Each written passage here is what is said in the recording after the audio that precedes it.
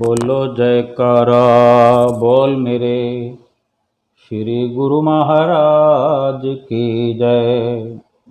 सभी गुरुमुख प्रेमियों से सप्रेम जय सच्चिदानंद।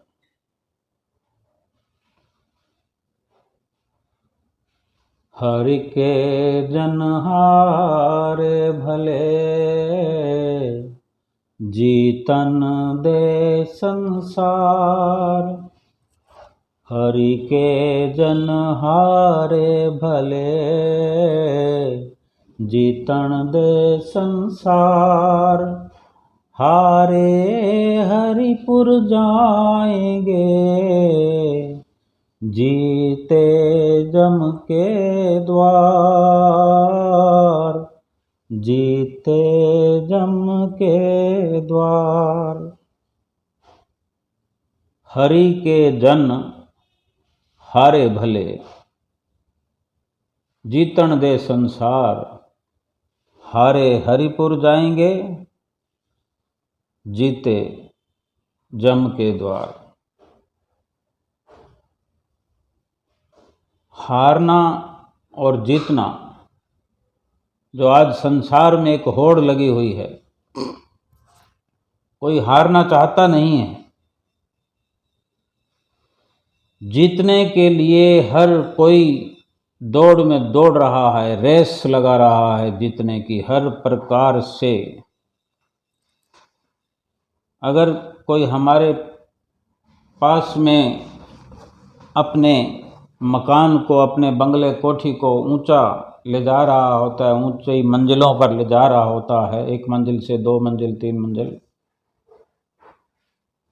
तो हम पड़ोस में रहते हुए हैं, अगर हमारा मकान होड़ में उसकी बराबरी नहीं करता है तो हमारे अंदर ये विचलितता पैदा हो जाती है कि हम भी उसके मकान से अपना मकान ऊंचा ले जाएं। भले वो कार्य हम ना कर सके, हमारे लिए असंभव हो, लेकिन फिर भी अपनी चित्त वृत्तियों में ये ख्याल पुख्ता कर लेते हैं कि कब ऐसा मौका मिले कि मैं अपने मकान को उसके मकान से ऊंचा कर दूं। और इसी के अंदर लगातार हमारी चित्तवृत्तियाँ उलझने लगती है, उलझ जाती है, उलझी रहती है।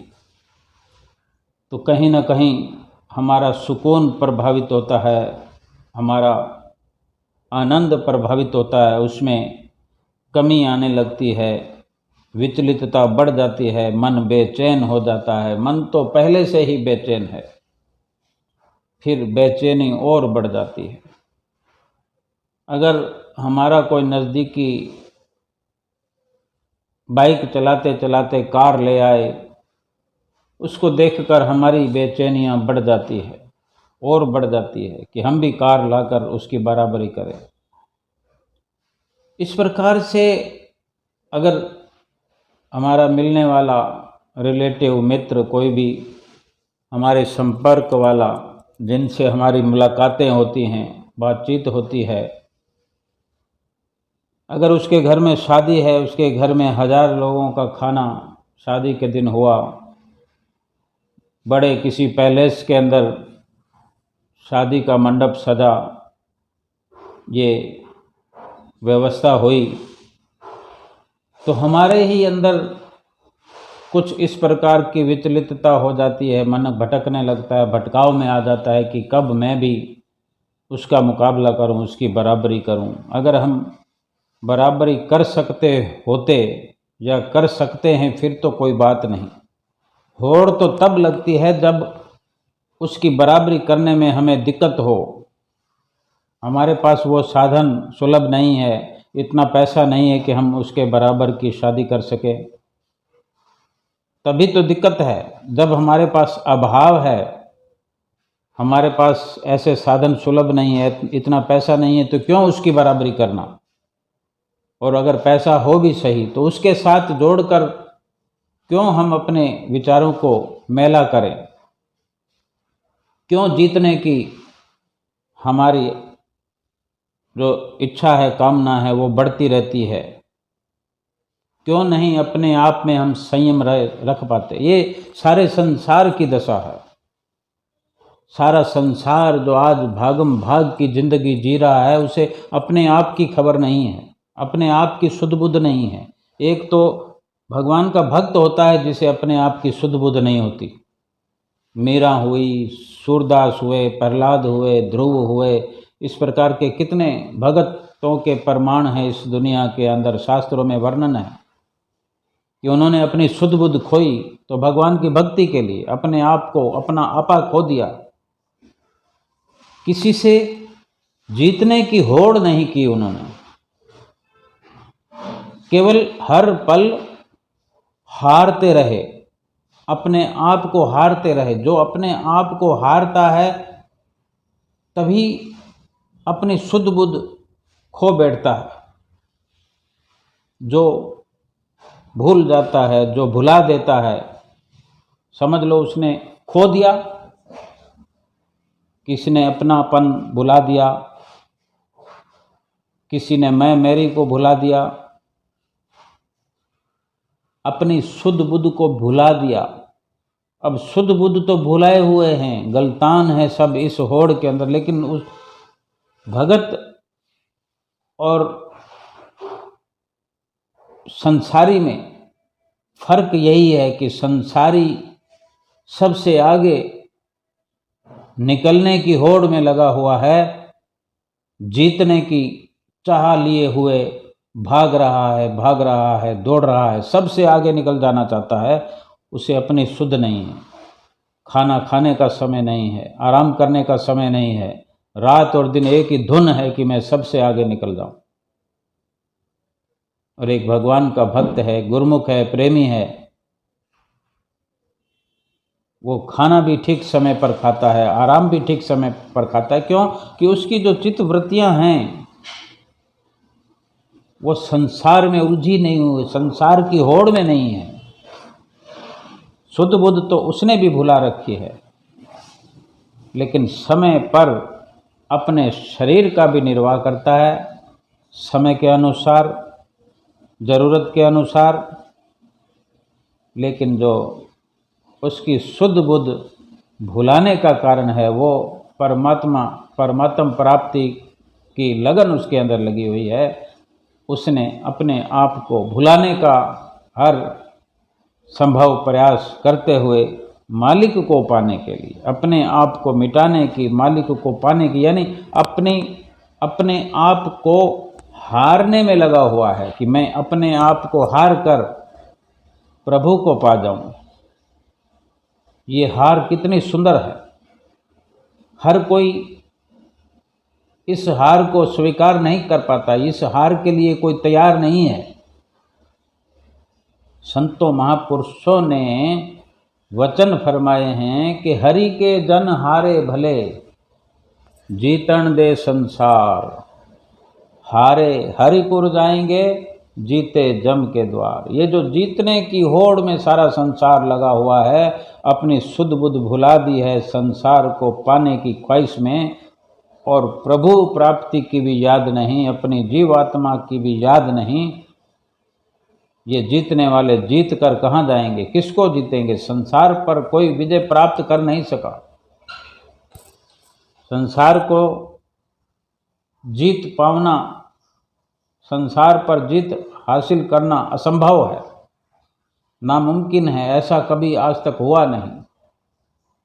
लेकिन संतों महापुरुषों के जो वचन हैं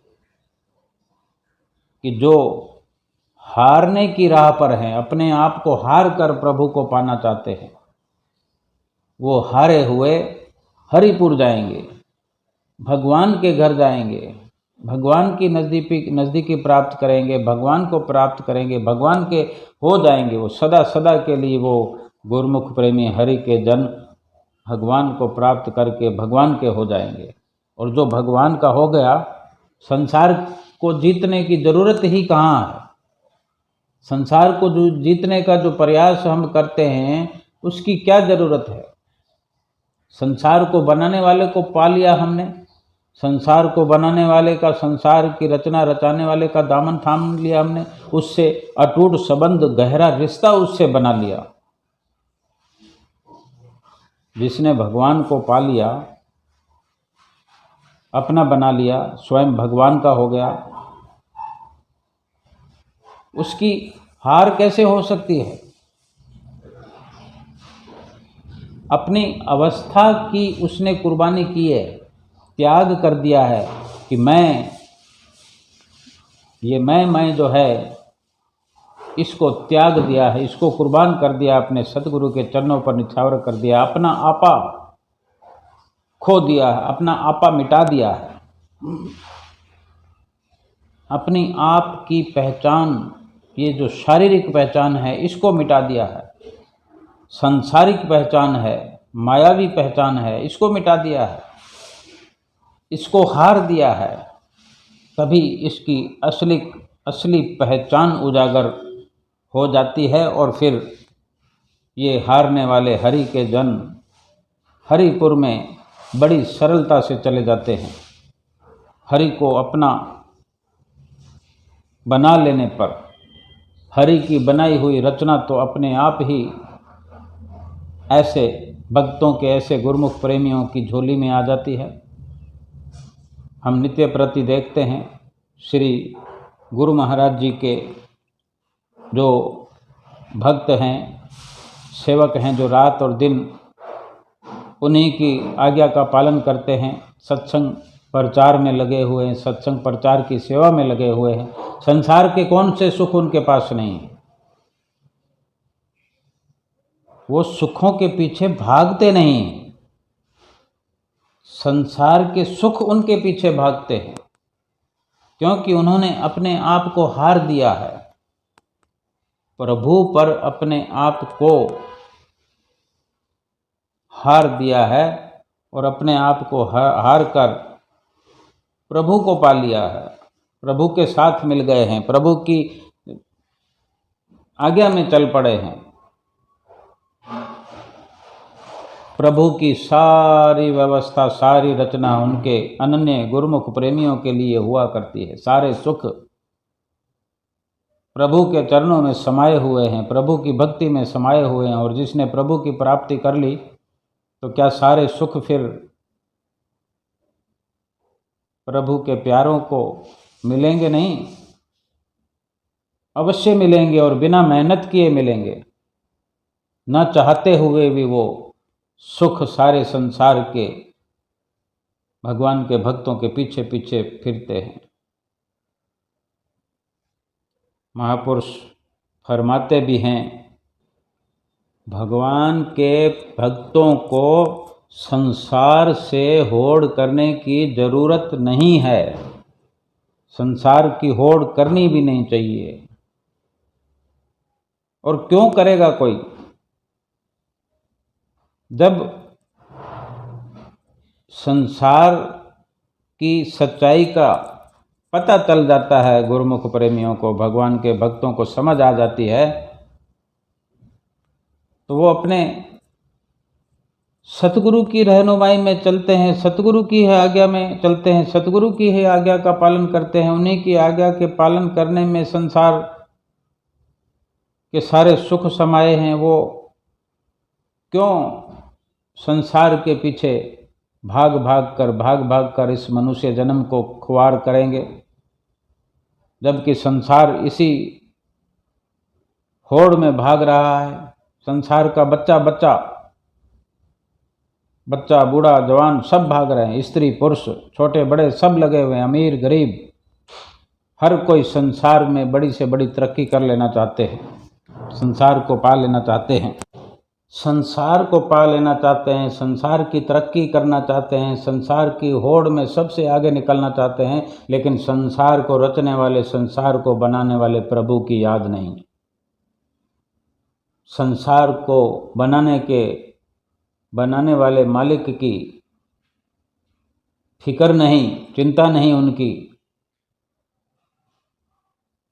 इतना अपनी शुद्ध बुद्ध खोए हुए संसार की लगन में लगे हुए हैं, संसार को अपने अंदर भर लेना चाहते हैं। ये मनुष्य की खोपड़ी है, फरमाते हैं कि मानुष केरी खोपड़ी कबहूँ धापे नाही, तीन लोक की संपदा कब आवे घर माही। ये मनुष्य की खोपड़ी ही ऐसी है, ये कुदरत की रचना है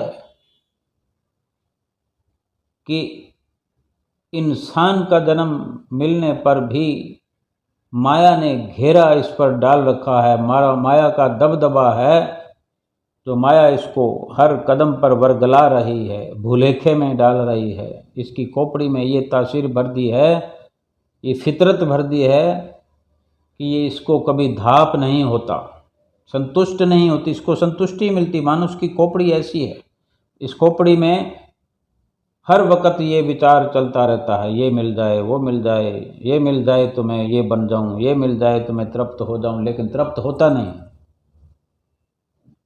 लालच लोभ भरा पड़ा है, एक मिलता है तो फिर 10 मिल जाएं, 10 मिलता है तो 100 मिल जाएं, 100 मिलने पर 1000 की कामना होती है, 1000 के बाद फिर और आगे, फिर और आगे। ये संसार जो है झूठी रचना है, केवल स्वप्न मात्र रचना है। स्वप्नों में क्या लगता है, कोई सपने की पूर्ति होती है? स्वप्न में कोई राजा बन जाए तो क्या उसकी तृप्ति हो जाएगी? स्वप्न में अगर किसी ने दीवार पे दिखने वाले सामने आंखें बंद होकर हम सो रहे हैं, हमें सेवों के पेड़ लगे हुए दिखे, अंगूर के गुच्छे नज़र आ रहे हैं, हम वो तोड़ तोड़ कर खा रहे हैं, तो क्या हमारी सुबह भूख मिटी हुई होगी आंख खुलने पर? क्या फिर हम कुछ खाएंगे नहीं कि हमने तो रात को बहुत सेव खाए थे? रात को स्वप्न आता है, स्वप्न में हमने ढेर सारी सोने की असरफियों को गिन लिया, नोटों की गड्डियों को गिन लिया, पूरा कमरा भर लिया, नोटों का संदूकड़े बक्से भर लिए, तो आंख खुलने पर सुबह क्या हम काम पर नहीं जाएंगे? क्या हम ये मान के चलेंगे हमने आज अरबों कमा लिए हैं, अरबों का मुंह देख लिया, हमारे संदूकड़े बक्से सब भरे पड़े हैं, अब और कमाने की जरूरत नहीं है? इस प्रकार प्राप्त होने पर भी इच्छा कामना खत्म नहीं होती। स्वप्न के समान संसार की रचना बताई है संतों महापुरुषों ने। अगर स्वप्न में बहुत सारा खान पान हमने कर लिया हो, अच्छे अच्छे व्यंजन खा लिए हों, बहुत माल मताब खा लिया हो, फिर भी सुबह उठते ही हमें पानी की भी प्यास लगती है, सुबह उठते ही भूख लग जाती है, क्योंकि 10 घंटे 8 घंटे के नींद के उपरांत हम जब उठते हैं तो इतने घंटों से जो रात को खाया पिया होता है सब हजम हो जाता है। ये सच्चाई नहीं है। अगर स्वप्न में सोए हुए हों, हमें कोई मार रहा हो, पिटाई कर रहा हो, हमारी कोई जुल्म कर रहा हो, अत्याचार कर रहा हो, हमें बंदूक की नोक पर डरा रखा हो, धमका रहा हो, तो सुबह होने पर, आँख खुलने पर क्या हम घर से बाहर नहीं निकलेंगे? क्या उन बंदूकों से, तमंचों से, तलवारों से क्या हमारा डर इतना हो जाएगा? हम समझते ये तो स्वप्न था, सपना कोई सच थोड़ी होता है। तो संत महापुरुष यही जतलाना चाहते हैं, ये संसार सपने की तरह है।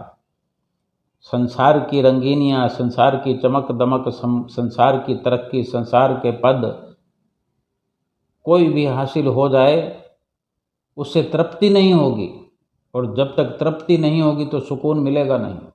खाना खाने बैठते हैं, 4-6 रोटी की भूख हो, 2 रोटी मिलेगी तो तृप्ति नहीं होगी, तृप्ति नहीं होगी तो सुकून नहीं मिलेगा ना, आवाज़ आती रहेगी अंदर से कि और लाओ। लेकिन वो पेट कहीं ना कहीं 6 रोटी की खुराक है तो 6 रोटी मिलने पर तो संतुष्ट हो जाता है, तृप्त हो जाता है, और आवाज़ आती है कि अब और नहीं, अब एक ग्रास भी और खाने की क्षमता नहीं है। चाहे 2 घंटे के लिए ही हो, 1 घंटे बाद, 2 घंटे बाद फिर कुछ खा लेंगे, वो अलग बात हो सकती है, लेकिन जो तृप्ति की सीमा है, तो संसार की जो प्राप्त कर लेने की हमारी इच्छा है, कामना है, ये खोपड़ी ऐसी है इंसान की, हमारी खोपड़ी ऐसी है कि ये धापती नहीं। मानुष केरी खोपड़ी कबहू धापे नहीं। संतों ने जो फैसला दिया है वो समझना हमारी ज़रूरत है, अगर समझ जाएंगे तो इस होड़ में, संसार की होड़ में, संसार को पकड़ने की, पाने की होड़ में जो भागम भाग की ज़िंदगी हमारी है, उससे बच जाएंगे, उससे छुटकारा हो जाएगा। मनुष्य की खोपड़ी यही चाहती है कि 3 लोक की संपदा कब हमारे घर में आ जाए। फिर क्या करेंगे? अगर 3 लोक की संपदा आ जाए, क्या हमारा इतना बड़ा घर है? हम और प्रकार से भी सोचते हैं, विचारते हैं कि जैसे आज संसार का हर प्राणी, हर घर में अगर हम ऐसे विचार करें कि घर की, चाहे घर का क्षेत्रफल कितना भी हो, 12-25 का फ्लैट हो, 15-30 का फ्लैट हो, 20-40 का फ्लैट हो, 800 स्क्वायर फुट का हो, 1000 स्क्वायर फुट का हो, 1600 स्क्वायर फुट का हो, 1800 स्क्वायर फुट का हो, इससे बड़े बड़े कितने भी हम साइज करते रहे, हम एक 1600 स्क्वायर फुट का फ्लैट है। अब उसको हम देखें कि 32 फुट चौड़ा है, 50 फुट लंबा है, इस प्रकार से ही साइज हुआ करते हैं। या 1800 स्क्वायर फुट का है, 30 फुट चौड़ा है और 60 फुट लंबा है, और एक 12 फुट चौड़ा है और 25 फुट लंबा, वो 300 स्क्वायर फुट का है, 400 स्क्वायर फुट का है, 200-300 स्क्वायर फुट का सबसे छोटा फ्लैट हुआ, मकान हुआ। लेकिन ज़रूरतें सबकी लगभग एक जैसी होती हैं। एक लिमिट तक तो ज़रूरतें चाहिए ही चाहिए। घर के अंदर सोफ़ा भी चाहिए, फ्रिज भी चाहिए, वॉशिंग मशीन भी चाहिए और बेड भी चाहिए। कम से कम भी हो तो 4 कुर्सी चाहिए, गीज़र चाहिए, कूलर चाहिए। ऐसी नहीं तो कूलर तो चाहिए। मशीन कपड़े धोने की अगर बढ़िया ना हो तो सस्ती हो, छोटे साइज भी हो, वो तो चाहिए। तो उस फ्लैट के अंदर ये सामान आते हैं। एक अलमारी भी चाहिए कपड़े रखने के लिए। अगर ये सारा सामान उसमें आता है तो फिर कहाँ जगह रहती है? लेकिन क्या वो तृप्त हो जाता है? वो 1600 स्क्वायर फुट वाले मकान में ये सामान तो होता ही है। अगर इतना ही सामान वहाँ रखा जाए तो वो मकान खुला खुला होता है, उसमें पर्याप्त जगह, पर्याप्त स्पेस होता है उसमें। अगर 4, 6, 10 लोग, 20 लोग आ जाएं तो वहाँ बिठाने की व्यवस्था होती है, खाली जगह बहुत अच्छी होती है। लेकिन वहाँ इससे 4 गुना सामान से भर दिया जाएगा। हर कोई जितने भी सामान आते हैं उसको भरने की कवायद लगी रहती है। और आगे संसार की तरक्की होती रहती है कि हम पहले देखते हैं कि टेलीविज़न मेज पे रखा जाता था। आज भी है पुराने घरों में, मेज भी जगह घेरती है, उसके ऊपर टीवी रखा है, वो भी जगह घेरता है। अब परिवर्तन के साथ वही टेलीविज़न दीवार के साथ लग जाता है तो नीचे वाला स्पेस फ्री हो गया। वो फ्री तब हुआ है कि जब कुछ दिक्कतें हुई, उस जगह का इस्तेमाल कर लिया गया, वहाँ कोई और आइटम आ गया, ये कूलर आने लगे, ये वॉशिंग मशीन आने लगी, फिर कूलर के साथ साथ एयर कंडीशनर आने लगे, एसी लगने लगे, वो भी दीवार पर। इतना आविष्कार होने पर भी वो जगह जो है भरती चली जा रही है सामानों से। अगर घर में सामान भर दिया जाए तो चलता है, लेकिन इन सामानों की कवायद कहीं ना कहीं हमारी खोपड़ी में चलती रहती है। घर में सामान बाद में आता है, दिल दिमाग में, इस खोपड़ी में वो सामान जाने कब से भरा होता है। और जब भी अवसर मिलता है वही सामान जो खोपड़ी में चल रहा होता है वो घर में आ जाता है।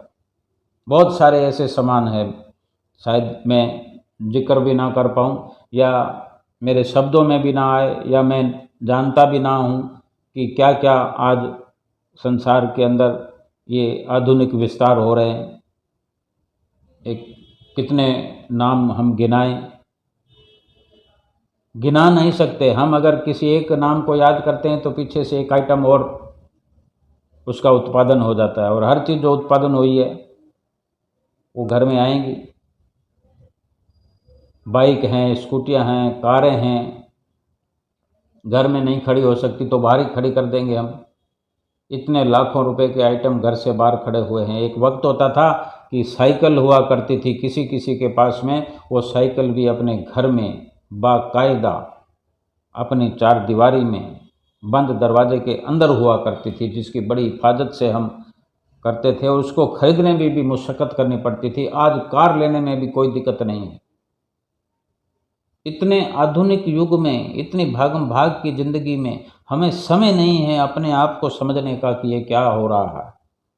हम तृप्त कब होंगे, हमारी ये दौड़ कब खत्म होगी, हमारी ये भागम भाग कब कब पूरी होगी, कब संतुष्टि मिलेगी, कब आराम करेंगे।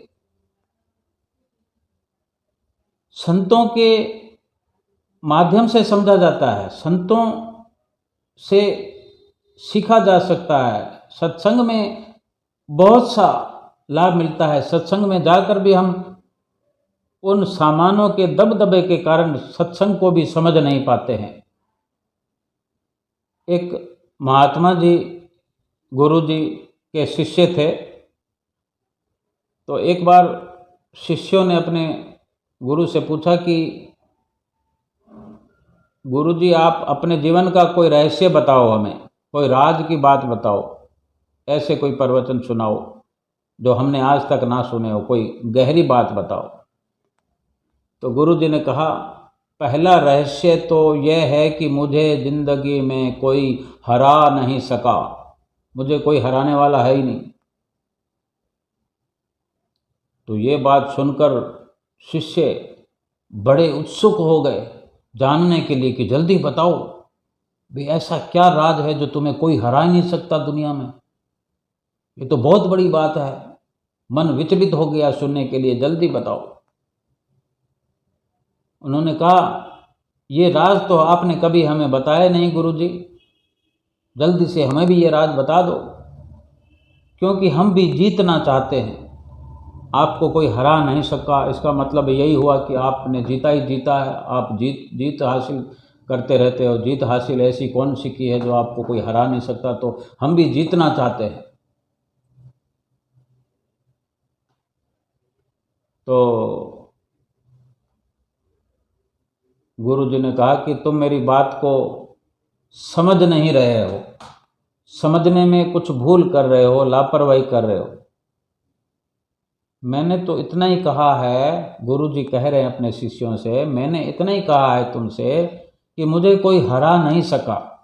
तुमने राज की बात हमसे पूछी है, ये मेरे लिए राज की बात है, ये तुम पर मैं जाहिर कर रहा हूँ। ये राज तुम्हें बता रहा हूँ कि मुझे कोई जीवन में हरा नहीं सकता, इस संसार में हरा नहीं सकता। मेरा ऐसा कहने से ये मतलब था, मुझे कोई इसलिए हरा नहीं सकता क्यों मैं स्वयं अपने आप ही सदा से हारा हुआ हूँ। गुरु जी ने जो कहा कि मैं हारा हुआ हूँ, तो हम स्वयं विचार करें कि जो है ही हारा हुआ, जिसने अपने आप को हारा हुआ मान लिया, तो क्या उसको कोई हरा सकता है? जो कहता है कि मैंने कभी जीतना चाहा ही नहीं, मैंने कभी जीतना ही नहीं चाहा, जीतने के लिए सोचा नहीं, तो मुझे हराएगा कौन? हारे हुए को कौन हराएगा? मेरी तो ये लड़ाई खड़ी ही नहीं हुई, मैंने इस लड़ाई को अपने सामने खड़ा किया ही नहीं, ये चुनौती हमने खड़ी नहीं की कि मुझे जीतना है। अगर ये चुनौती मेरे सामने हो जीतने की, तभी तो कोई कारण या कोई नुस्खा होगा कि इस प्रकार से हमने जीत हासिल की है कि कोई मुझे हरा नहीं सकता। अगर कोई पहलवान होते हैं कि जब जब कुश्तियाँ होती है तो रिकॉर्ड तोड़ने वाले पहलवान अपने रिकॉर्ड जीत दर्ज कराते हैं गिनीज बुक में, वर्ल्ड बुक में, कि आज का ये सर्वश्रेष्ठ पहलवान घोषित किया जाता है, तो क्या वो जीवन भर वही पहलवान घोषित रहेगा? कोई और पैदा हो जाएगा 2 महीने में, 4 महीने में, 6 महीने में, साल भर में, 2 साल में, 5 साल में, 10 साल में, और उसका रिकॉर्ड तोड़कर वो नया वाला पहलवान अपनी जीत दर्ज कराएगा गिनीज बुक में।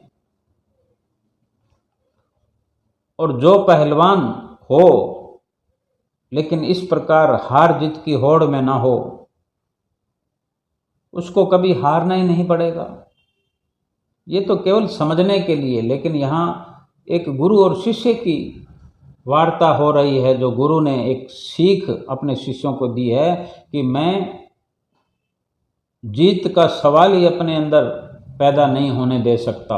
कभी मैंने अपने अंदर जीतने का ख्याल नहीं किया, मैं हारा हुआ रहा हूँ।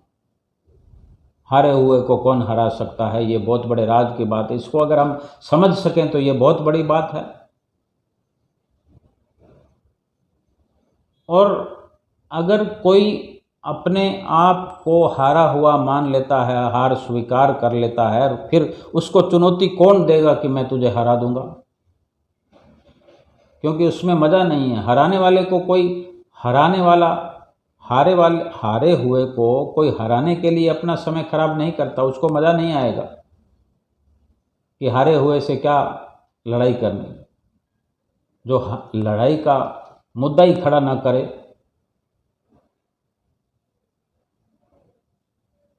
जो जीतना चाहता है उसी से दोनों जीतने वाले होते हैं, तभी होड़ लगती है। वो भी चाहता है कि मैं जीतना चाहता हूँ, सामने वाला भी चाहता है कि मैं जीतना चाहता हूँ। उन्हीं के बीच में फिर हार तो एक की होती ही है। लेकिन एक अगर कह दे कि मुझे तो जीतना ही नहीं है, फिर मुकाबला कैसा? एक व्यक्ति कह दे कि मुझे तो जीतना नहीं है, मैं अपनी हार स्वीकार करता हूँ, तो फैसला उसी वक्त हो जाता है। संसार में चाहे किसी प्रकार की होड़ लगी हो, भक्ति परमार्थ में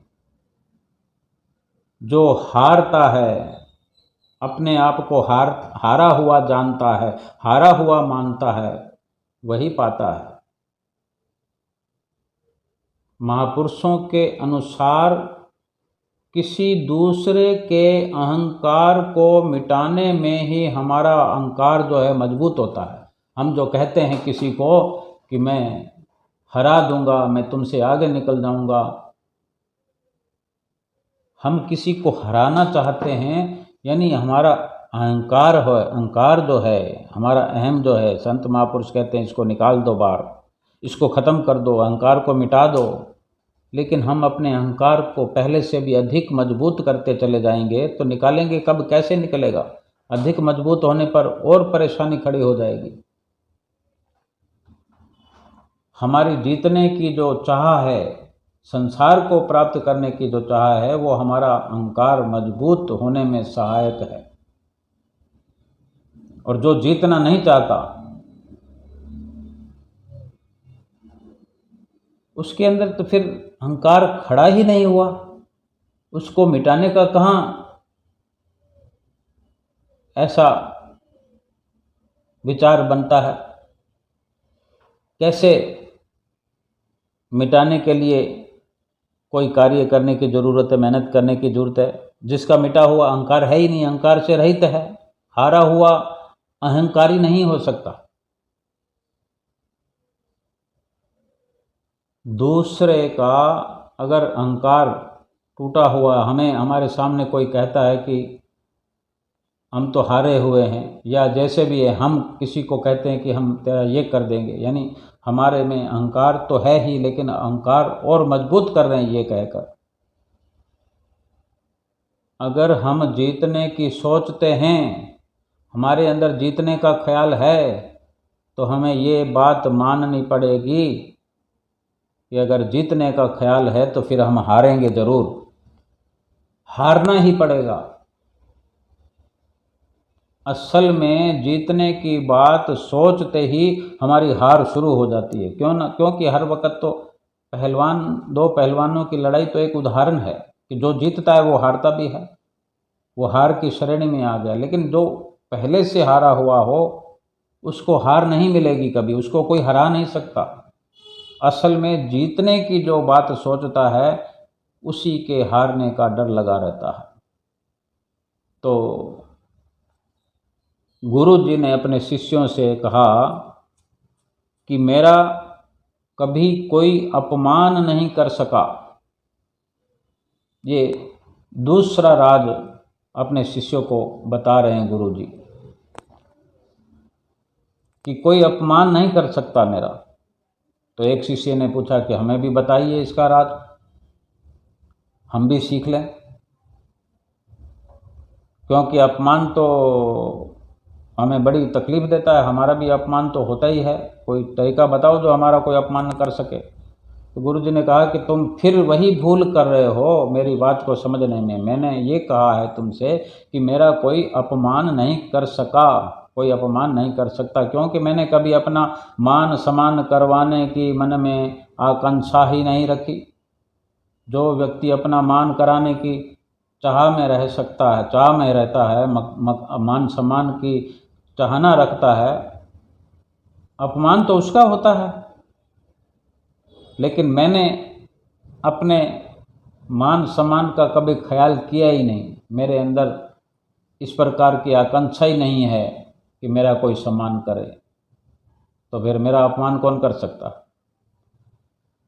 इसी प्रकार संत महापुरुष सदा हमेशा यही चाहते हैं कि हमारे गुरुमुख अहंकार से भरी हुई जीत और हार दोनों से मुक्त हो जाएं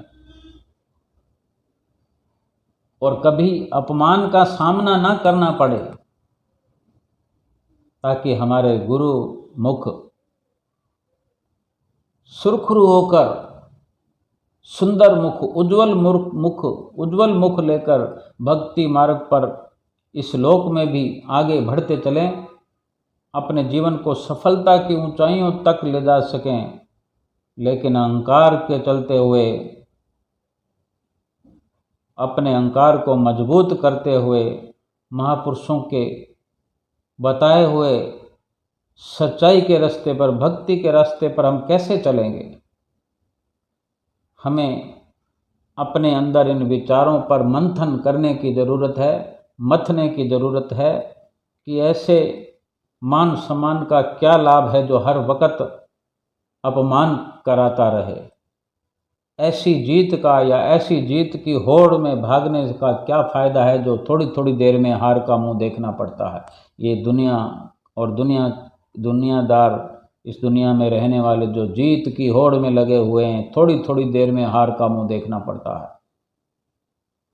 इसीलिए महापुरुषों ने फरमाया है कि जो हारा हुआ है सतगुरु उसी को सहारा देते हैं, भगवान उसी को सहारा देते हैं जिसने अपनी हार स्वीकार करी हुई है कि उसके अंदर अहम पैदा ही नहीं हुआ, अहम को बढ़ावा ही नहीं दिया है, तो अहम मिटाने की ज़रूरत कहाँ से पड़ेगी।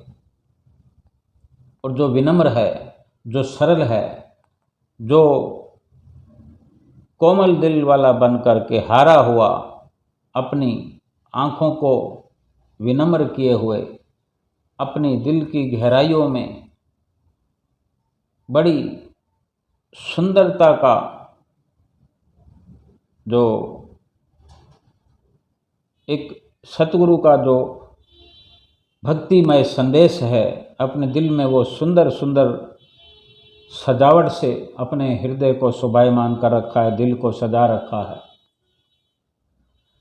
सतगुरु का सहारा तो उसे हर पल मिलता है, और जिसको सतगुरु का सहारा मिले